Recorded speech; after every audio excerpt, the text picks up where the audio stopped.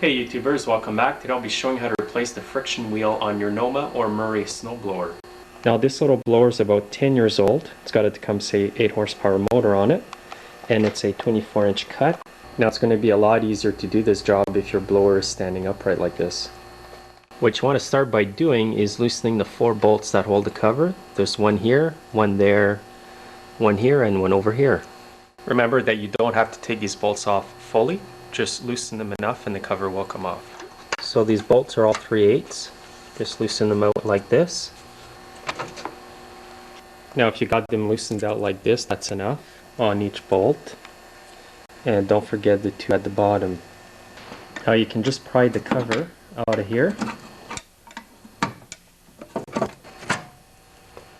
Now you can see inside here, this is the part we're replacing, the friction wheel disc.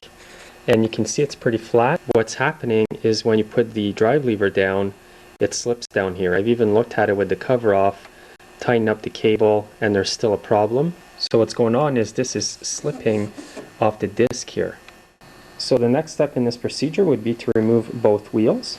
This side here, just grab the linch pin, pull it up, and then take it right out. And next, just take the wheel right off. Now on the other side, you're going to have to remove the bolt. There's a bolt here, not a linch pin, and it's 7/16. You could use a ratchet and a wrench to hold the bolt and take it off. As you can see, I've already taken it off, so I'll just unscrew it, pull it out, and take the wheel off here. Now that you've got the wheels off, we're going to move to the next step, and that will be to remove the 2 bolts on this side, and also 2 identical bolts on the opposite side here. Now what these bolts hold are the bushings or bearings that hold the friction wheel shaft here. So once these are off, we can move this out of there to get this part out to get the friction wheel right off.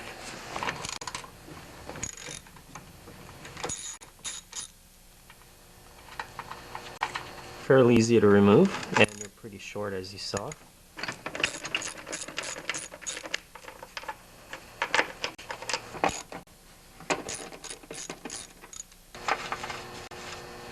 Now once you've got the bolts off, move your gear shifter in one of the higher gears, like number 4 or number 5. What that's going to do is move the friction wheel to the right here, so we have more room inside here to move around. Now grab the friction wheel shaft, and where the chain is, move it off the sprocket and pull the whole shaft back like this. Now during the process, some of these may fall off and they go over here, and I'll show you how to put that back on when we replace the wheel. Now that this is out of here, you want to grab these little washers so you don't lose them. And there's also going to be another washer on the other side when it comes off. Now make sure the chain's off the sprocket. Now here's the other bushing on the other side of the shaft that came out as well. Now before going any further, we need to remove the little clips at the end of the shaft here. So this is the shaft I'm talking about. The reason why we have to remove it is so we can pull this right out. Grab a sharp screwdriver and a notch and pull the clip out. So you only need to remove the clip on the right hand side. Push the shaft out this way and down. And now you can pull this whole shaft out. And don't forget to retrieve the other washer. So these are the parts I have so far. These 2 washers that go on each side here. The 1 E-clip. The 2 bushings.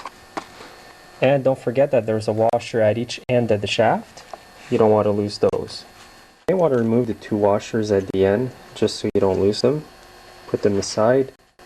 Now what you're going to need to do this is a 7/16 socket, a wrench, and a ratchet. In case you're wondering what kind of ratchet this is a jet ratchet. I just bought it today actually. In case you're wondering, it's ratchet number 670926A. So what we're going to start by doing is move this over so you can put your ratchet in there. And with your wrench, hold the other side. And then just take off the 3 bolts.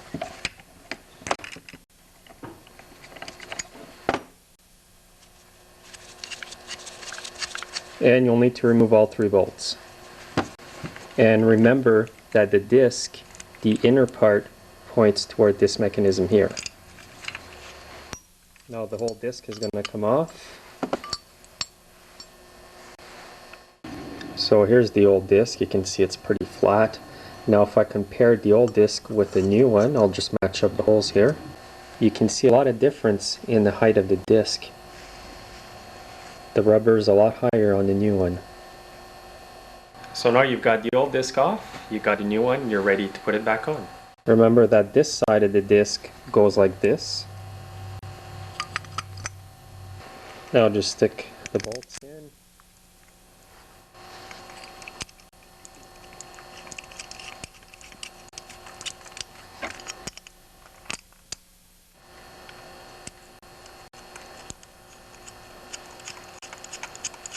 Now grab your ratchet and tighten up the 3 nuts. If the bolt turns, you're going to need your wrench.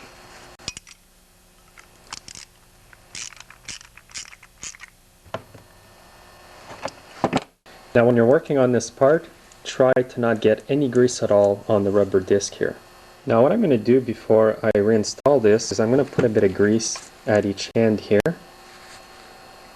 of the shaft. And then I'm going to insert the little washers back in. The reason why I'm putting the grease is to lubricate the shaft, but also to hold the little washer in place.